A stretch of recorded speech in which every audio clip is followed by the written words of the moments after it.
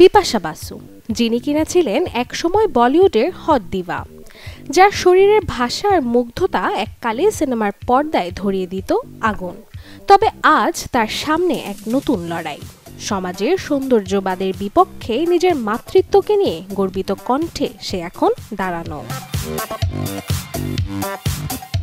সম্প্রতি মাতৃত্বের পর ওজন বেড়েছে বিপাশার, আর সেই ছবি ছড়িয়ে পড়তে কটাক্ষের মুখে পড়েন অভিনেত্রী। সমাজ মাধ্যমে কেউ তাকে আগের মতো আবেদন নই বলেন, কেউ বা বলছেন ফিটনেস কোথায় হারিয়ে গেল। কিন্তু এসবের পাল্টা জবাব দিতে পিছপা হননি বাঙালি এই আগুন মেয়ে। প্রাক্তন মিস ইন্ডিয়া বিজয় নায়ার একটি ইনস্টাগ্রাম রিলে মাতৃত্বের পরে নারীদের শরীর ও মানসিক অবস্থার যে পরিবর্তন ঘটে তার সাহসের সঙ্গে তুলে ধরেন। পোস্টে তিনি লিখেন কিভাবে নারীদের শরীর নিয়ে সমাজের অযৌক্তিক প্রত্যাশা, মানসিক চাপ তৈরি হয়। সেই রিলেই মন্তব্য করেন বিপাশা বাসু।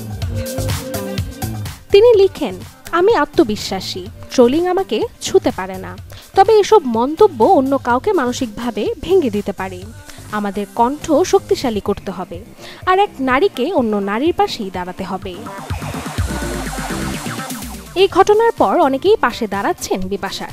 অনেকে বলছেন এটা শুধু একজন তারকার লড়াই নয়, বরং সমাজের মন মানসিকতার বিরুদ্ধে একটি জোরালো বার্তা।